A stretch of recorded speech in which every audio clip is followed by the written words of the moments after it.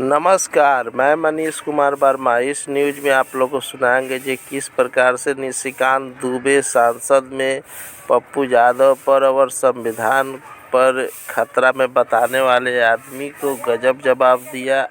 आइए सुनते हैं किस प्रकार से माननीय सांसद निशिकांत दुबे ने पहले पप्पू यादव के आड़े हाथ लिया, उसके बाद देखिए किस प्रकार से उन्होंने ये संविधान की बात करती हुई नजर आई और मैं 1976 का ये पूरा डिबेट लेकर आया। ये संविधान कैसे कांग्रेस ने तार-तार किया, इसका कोई जवाब नहीं। केवल संविधान की ऐसी किताब नहीं होता है तो कि शिकारी आएगा, जाल बिछाएगा, दाना डालेगा, उसमें कोई फंसना नहीं।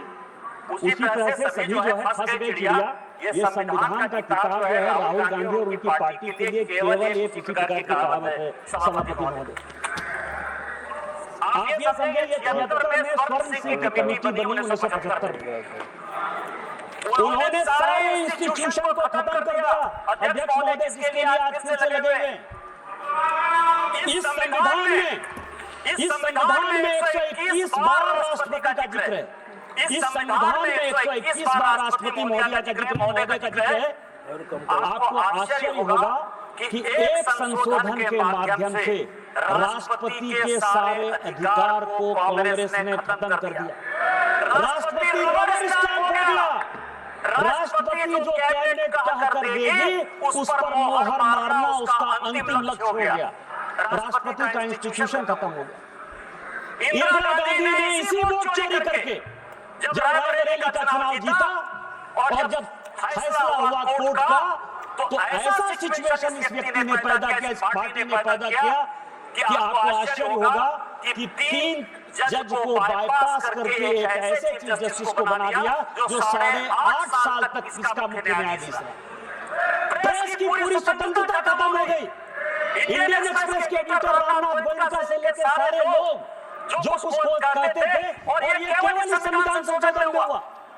आज वो इंस्टीट्यूशन की बात करते थे, यूपीएससी जैसी संस्था, और ये पूरे सदन को जानने वाली बात है। यूपीएससी जैसी संस्था जो आईएएस और आईपीएस और ऑल इंडिया सर्विसेज को पैदा करती है। कांग्रेस का एक कार्यकर्ता बटुक सिंह 10 साल तक यूपीएससी का चेयरमैन रहा। ये यूपीएससी की हालत कर दी उन्होंने। ये चुनाव आयोग की बात करते हैं। इस देश का पहला चुनाव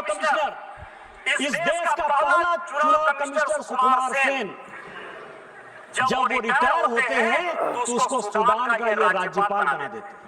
वीएस रामादेवी जब रिटायर होती है उसको हिमाचल का गवर्नर बना देते हैं। टीएन शेषन जब रिटायर होते हैं तो उसको अहमदाबाद में भारतीय जनता पार्टी के खिलाफ कैंडिडेट बना देते हैं। और एमएस गिल जब रिटायर होते हैं तो वो इस केंद्र के मंत्री 10 साल तक इसी सदन में रहते हैं। किस चुनाव आयोग की बात करते हो? किस ईमानदारी की बात करते हो? किस पारदर्शिता की बात करते हो? कौन सी कांग्रेस की बात करते हो? सीबीआई की बात कर रहे थे। अश्विनी कुमार जो सोनिया गांधी जी और राहुल गांधी का सिक्योरिटी अफसर था, वो सीबीआई का डायरेक्टर बनाया जाता है।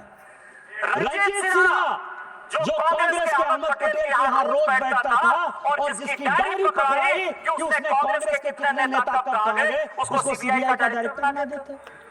कौन सी बात कर रहे हैं? सीबीआई का ये हाल, आईबी का ये हाल, एमके नारायण को जो है धोते रहे, कभी गवर्नर बना दिए, केवल कभी नेशनल सिक्योरिटी एडवाइजर बना दिए। किस तरह की बात करते हो? हाँ, हम आरएसएस के हैं, हम आरएसएस के हैं। मुझे गर्व है कि हम आरएसएस के हैं। और आरएसएस के इसीलिए हैं कि ऋण है शरीरों में, ऋण है शहीदों का, मगर कैसे चुकाएंगे? ऋण है शहीदों का मगर कैसे चुकाएंगे? लहू की जब तक बूंद है तब तक तिरंगा लहराएंगे। यही आरएसएस का मापदंड है और यही हमारा विषय। अध्यक्ष महोदय, वोट चोरी और एसआईआर, ये पूरा डॉक्यूमेंट जो है राहुल गांधी के लिए ही लेके आया। ये 1980 का अध्यक्ष महोदय, ये 1980 का कांग्रेस का ये क्या करना चाहते हैं, ये देश को जानने वाला विषय है। और मैं सबसे पहले ये बताऊंगा, ये 1980 का जवाब है पी शिवशंकर का, कांग्रेस के मंत्री इंद्रजीत गुप्ता जो है, उन्होंने प्रश्न पूछा और ये कॉन्स्टिट्यूएंसी वाइज बिहार का ही चुनाव, क्योंकि अभी डॉक्टर संजय जायसवाल बोल रहे थे बिहार के काफी लोग बोले कि एसआईआर के बाद हम बड़े बहुमत से जीत कर आए हैं। आपको आश्चर्य होगा सर कि 324 की विधानसभा थी, 324 की पूरे विश्व के साथ है, मैंने नहीं दिया, वो पी शिवशंकर ने इस फ्लोर पर दिया। 81 विधानसभा में दोबारा पोल करना पड़ा, काउंटर मांड हुआ। और इस 81 विधानसभा में यदि आप कहें तो उसका नाम पढ़ दूंगा सर, विश्रामपुर में 50 जगह जो है बैलेट बॉक्स छीन लिए गए रास्ते में आते हुए, बाकी में बूथ नंबर 28 पर जो है सारे छीन लिए गए।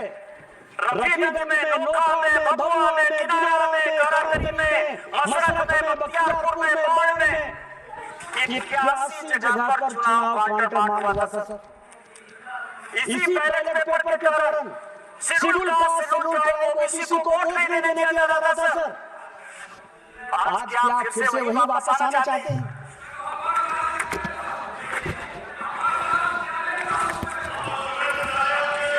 ये